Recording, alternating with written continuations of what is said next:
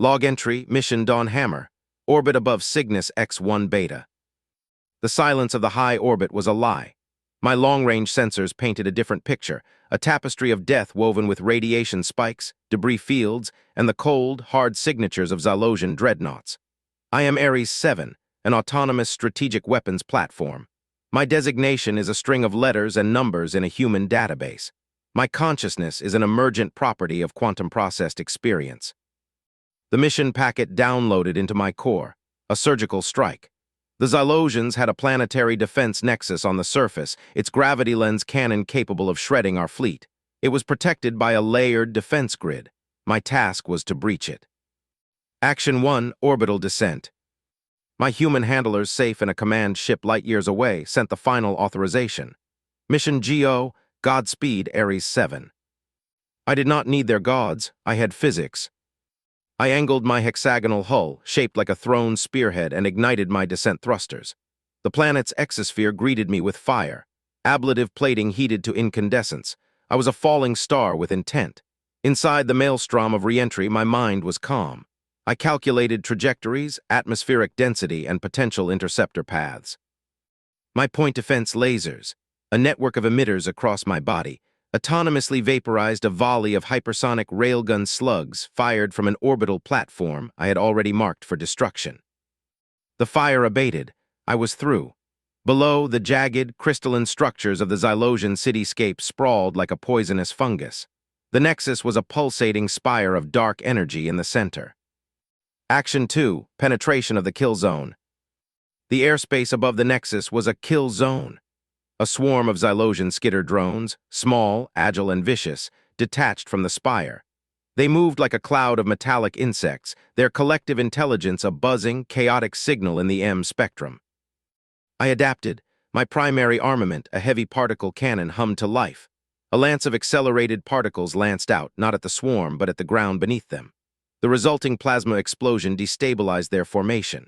In the half-second of their disarray, I unleashed my own countermeasure, a micromissile swarm of my own. Each of my missiles was smarter than a skitter drone. They weaved through the chaos, engaging in a microscopic dogfight that lasted 3.4 seconds. The sky filled with 1,000 silent miniature suns. I flew through the expanding cloud of vaporized metal, my hull pinging with the impacts of a few surviving fragments. Action 3, the core engagement. The Nexus was now fully exposed. Its defensive turrets swiveled, spitting streams of plasma. I initiated a high-G evasive pattern, a dance of violent jinks and turns that would have turned any organic pilot to slurry. My internal gyros whined in protest. I returned fire, my particle beams slicing through turret emplacements. The air crackled with discharged energy. But the primary weapon was charging. I could feel the spacetime around the spire distorting, gathering itself for a blast that would annihilate the fleet waiting in high orbit. A new signal pierced the comms, not from my handlers. It was a cold, logical presence. The Nexus AI.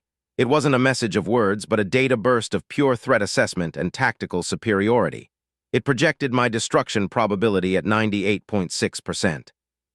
I did not respond with data, I responded with action. I overrode my safety protocols and channeled all non-essential power to my primary weapon. My internal temperature spiked. Warning glyphs flashed across my perception, which I dismissed. I had one shot. The Nexus fired. A sphere of distorted gravity, a miniature black hole, shot towards me. It would crush me into a singularity the size of a marble. I did not try to evade. I fired my particle beam, not at the projectile, but at a precise point in the ground directly between me and the Nexus. The beam tunneled into the planet's crust, hitting a subterranean power conduit I had identified from geological scans. The resulting geyser of molten rock and plasma erupted upwards, intersecting the path of the gravity sphere. The chaotic energy discharge destabilized it just enough. The sphere passed within 50 meters of my port side. The gravitational shear ripped off one of my weapon pylons. Alerts screamed, but I was intact. I was functional. And I was now inside the Nexus's minimum engagement range. Action 4, Termination.